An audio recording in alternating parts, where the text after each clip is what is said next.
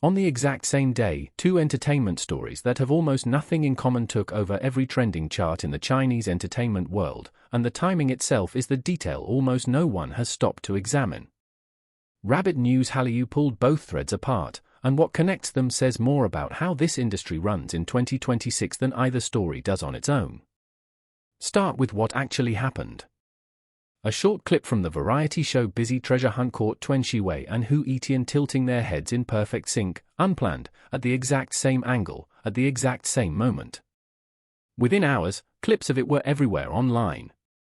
A few news cycles away on the same day, Zhang Linghe posted 18 Polaroid-style photos to Instagram in a single grid, all in character from his upcoming drama This Second Too Much, one day ahead of its premiere. Two completely separate shows. Two completely separate management companies. Two completely separate audiences. Same 24 hours. Same trending lists. Neither camp needed to plan around the other for this to happen, and that is exactly why it is worth a second look. The head tilt clip works because it does not try. Tian Xiwei and Tian previously played leads together in Genius Girlfriend, and fans have kept the nickname Genius Team ever since. In Busy Treasure Hunt, the two lean in and tilt in the same direction without any visible cue, and the nearly 20-centimeter height difference between them turns an unscripted half-second into something audiences describe as effortlessly sweet. A day earlier, during a livestream, Tian mimicked Tian Xiwei's tone so precisely that he reportedly blushed right after. None of it reads as staged. That is the whole appeal. There is also a format reason this particular clip travels so well. Busy Treasure Hunt is built around pairs solving puzzles on camera, which means the show's entire premise depends on chemistry that cannot be scripted in advance. A synced head tilt is a small thing, but it is exactly the kind of small thing that tells an audience this pairing might carry the rest of the season. Viewers are not just reacting to one clip. They are auditioning a duo for months of content they have not seen yet. Zhang Linghe's post reads differently from the first frame.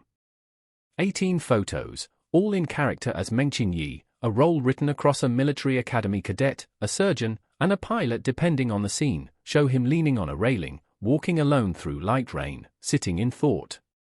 The timing was not incidental. This Second Too Much premieres on Tencent Video and iQIYI at noon the very next day. In the 5 days surrounding that release, he signed for new brand deals with Taobao Flash Sale, Lancome, Avita, and Subway, while 14 brands in total scheduled campaigns around the premiere window. By the time the drama actually dropped, pre-orders across both platforms had already crossed 9 million. Part of what makes that number land is the story underneath it. The drama centers on a forbidden relationship between an uncle and his sister-in-law, tangled up with a family murder plot, which is the kind of premise that generates its own controversy before a single episode airs. 18 quiet, moody photographs are a strange way to promote something that dramatic, and that mismatch between the calm imagery and the volatile plot is probably doing more marketing work than either element could do alone. But the overlap in timing is not really the strangest part of this story. The stranger part is what that overlap reveals about how trending topics get built in the first place. Weibo's trending list only has so many slots, and every major entertainment release is now competing for the same limited space at the same time. A drama premiere needs its lead actor trending the day before launch, ideally with something visual enough to travel on its own, which is exactly what an 18-photo grid does far more efficiently than a single teaser image or a text announcement. A variety show needs a moment that can travel independently of any premiere calendar, which is exactly what an unscripted, UN-brandable clip like a head tilt provides. Neither format required coordination with the other to work. But both were built, whether deliberately or not, around the same underlying principle: manufacture something the algorithm rewards, then let the platform carry the rest. The two moments also sit at opposite ends of how public image gets managed under pressure. Tian Xiwei and Tian's clip works because it looks like the absence of strategy, two people who already share on-screen chemistry, caught doing something small and human on camera. There is no brand tag attached to a head tilt. Zhang Linghe's rollout is the opposite kind of professional discipline: 18 photos, a premiere the next day, for brand deals inside 5 days, on top of 10 more scheduled around the same window. That is not spontaneity. That is a release calendar built weeks in advance and executed under a commercial load most actors only carry once or twice a year. Audiences read both moments the way they were built to be read. Comments under the busy treasure hunt clip lean almost entirely on words like sweet and healing, with viewers already imagining the two of them solving mysteries together on the show. Comments under Zhang Linghe's grid focus on how generous 18 photos feels next to the usual single-image teaser, with hashtags like Zhang Linghe IG18 grids trending on their own by the end of the day. A separate strand of conversation formed around one line from the drama itself, a scene where two characters measure each other's proportions on camera, with dialogue fans have already nicknamed the show's seductive classic scene. That reaction alone pushed trailer clips further than the marketing campaign built around them. International audiences picked up both stories almost as fast as domestic ones, even without full context on either show. That is worth pausing on. A head tilt needs no subtitles to read as chemistry, and a moody photo grid needs no plot summary to read as anticipation. Both moments were, in effect, built to survive translation, which is not a small detail for two stars whose long-term value increasingly depends on audiences well outside China. That cross-border reach is not incidental to the industry either.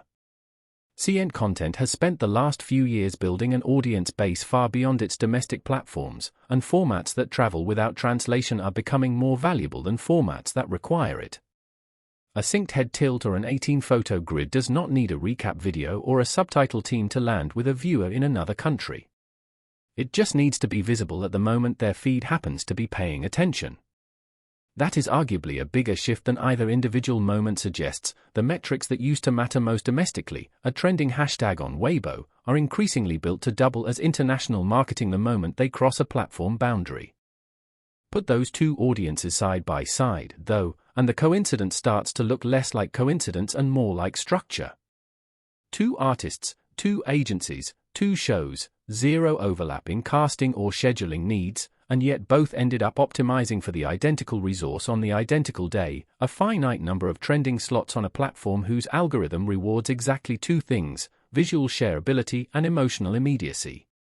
Tian Xiwei's team did not need to know what Zhang Linghe's team was releasing that day. They were both simply following the same playbook that now governs how visibility gets manufactured across Chinese entertainment, whether the goal is a premiere or a promo clip. That playbook is bigger than either of these two stories. Premiere day marketing used to mean a poster and an interview.